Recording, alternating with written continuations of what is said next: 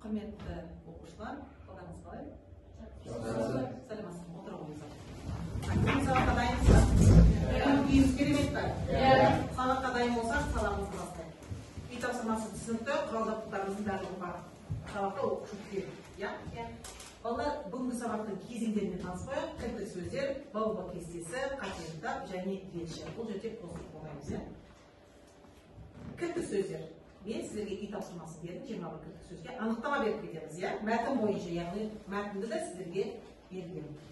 Сонымен үй тапсырмасы кеттік. Алдарыңызда өздеріңіздің білімдеріңізді бағалайтын бағалау парақшаларымыз бар. Сол бағалау парақшаларымызға мен айтып отырған балды қойып отырасыздар, сол арқылы сабақтың соңында бағалаймын. Олай болса сабағымызды үй тапсырмасын бастайық.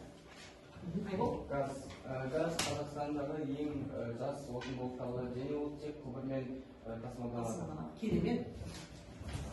Мұнай ол қазіргі кезде сұранысқа көп пайдалы қазба және де ол біздің елімізде көбінесе Батыс Қазақстан облысында көбірек өндіріледі. Өте тамаша. Сержан.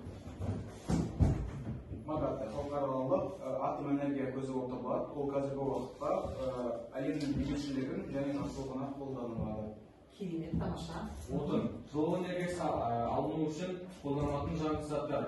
Отыннан көбінесе көмір, мұнай, газ және де таскөмірден алатын кокс жатады. Тамаша, керемет, Назым тағатарда.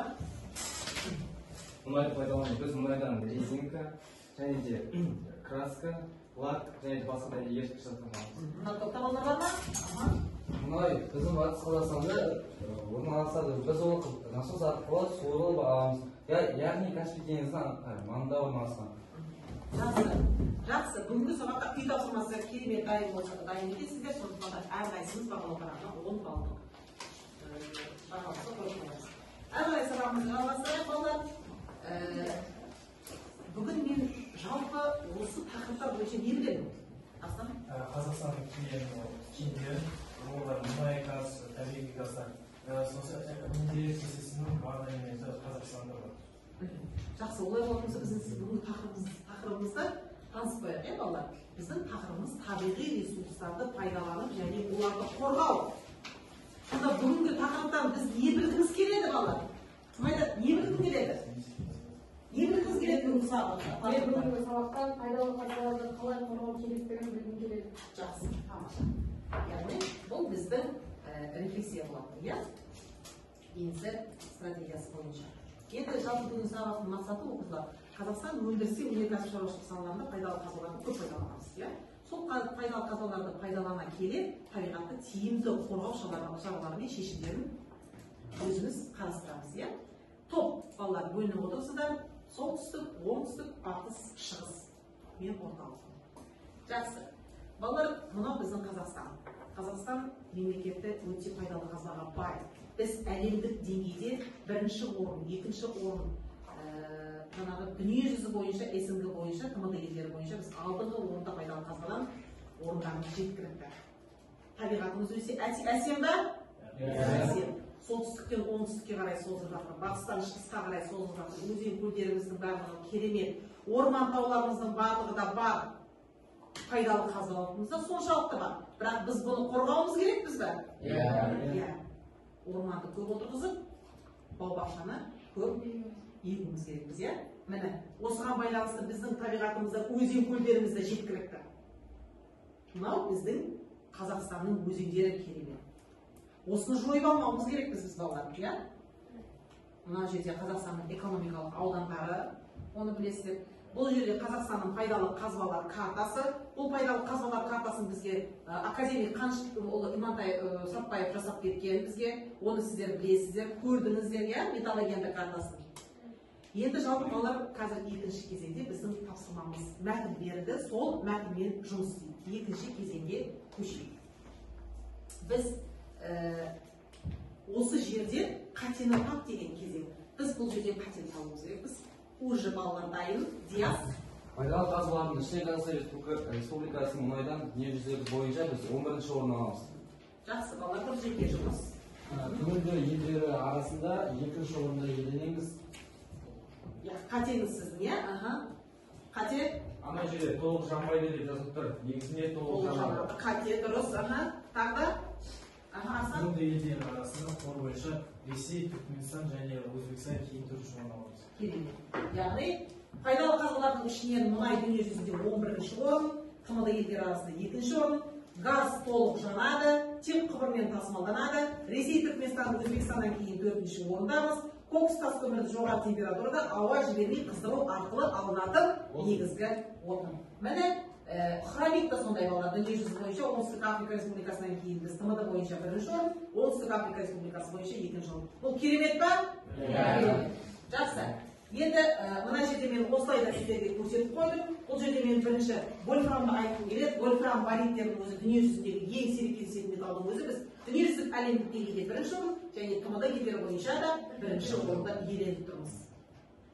Уранымыз да сондай балалар. Естеріңізге сақтаңыздар. Уран бізде ең мықты дүние жүзінде әлемдегі атом жаңағы ең үлкен компания бар бізде. Атомпром, Казатомпром деген. Дүниежүзілік әйгілі бойынша 1-ші орын алады. Міне уранымыз да біздің Шығыс Қазақстанда уран бойынша да біз дүние жүзінде 2-ші орын, СНГ бойынша, тмд елдері бойынша 1-ші орын аламыз. Жақсы. Енді балалар келесі тапсырмамызды бастайық. Келесі тапсырмамыз Қазақстан Республикасының қалалары, облыстары, ластаушы көздері бар. 1 минут уақыт беріледі. Қай облыстар қалай ластанған? Ластану көздері, ластайтын заттар, оның шешімі қандай? Сіздердің алдарыңызда тоспен жұмыс беріледі. Бір ластаушы зат. Болғаныз жылдан?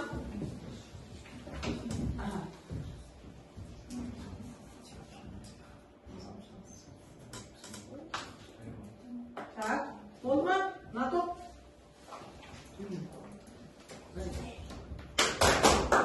Жақсы, НАТО бәйін екен? Бізде Теміртау қаласынан негізгі ластаушы зат оксидтер. Ол металлургия мен химия өнеркәсібінің салдарынан пайда болады. Жақсы, ластаушы көзі. Диас? Семей қаласында ластаушы заттар ол цезий, кобальт, еуропиді, стронций. Тамаша. Өте тамаша.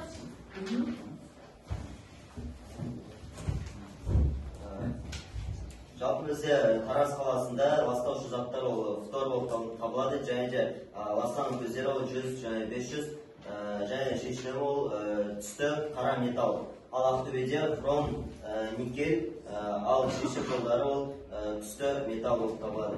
Даусыңыз керемет. Жақсы, тоқтат айтып өткен? Жезқазғанда ластаушы көздері, ластаушы заттар ол қорғасын, цинк және де темір. Ластану көздерінде 15 болып табылады, және де түсті металлургиямен, шешімін түсті металлургиямен, химиялық өнеркәсіптері. Жақсы, тамаша, керемет. Өздеріңіздің бағалы парақтарыңызға 25 балл ұпайды қойып қойылатынға болады. Менің ойымша сіздердің қоржындарыңыз толы. Енді 3-ші тапсырма бізде постер қорғау. Алдарыңызда тақырып берілді, қағазда жазылып тұр. Сол бойынша жылдан уақыт шектеулі, сол уақыт бойынша толтырып жіберіңіз.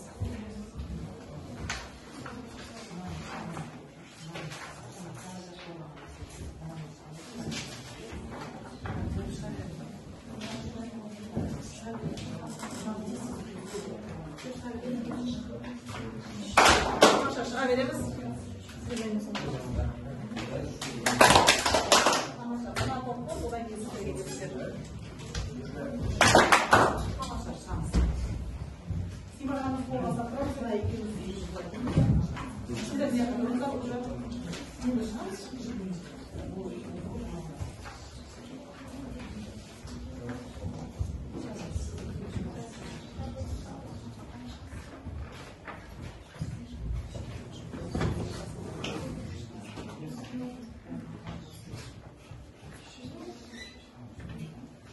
Al жақсы.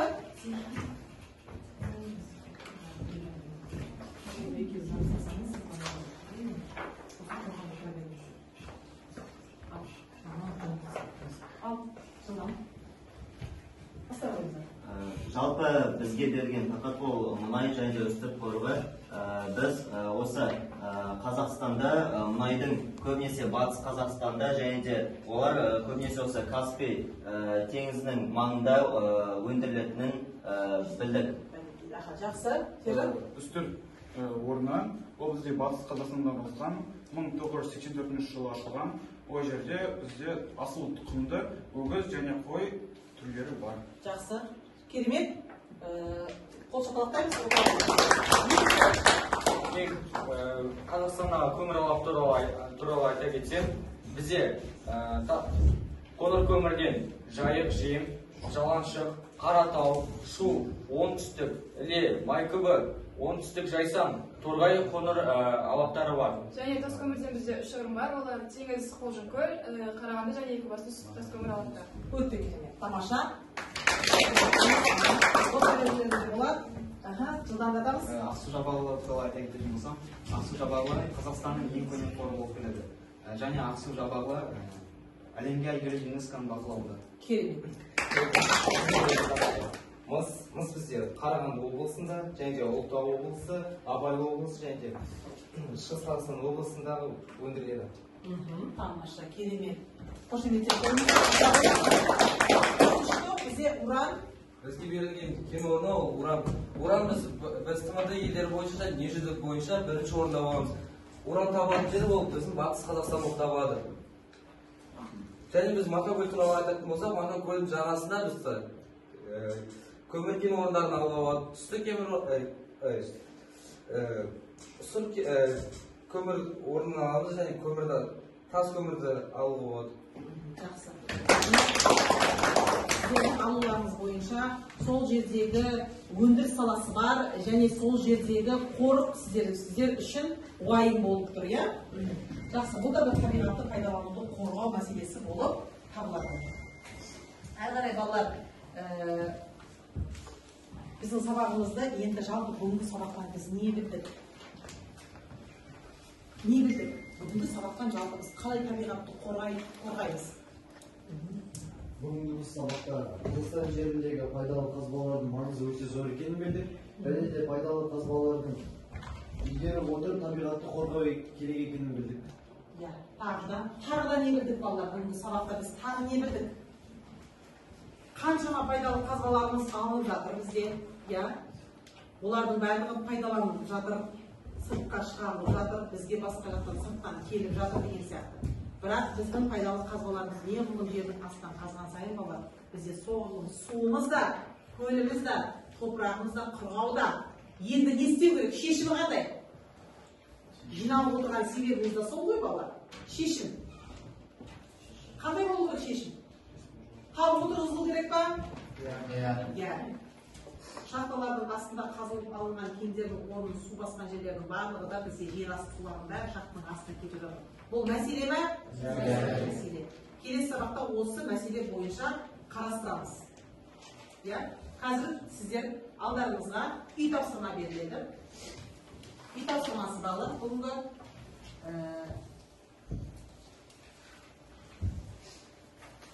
дәптерлеріңізді ашып жазып алыңыздар.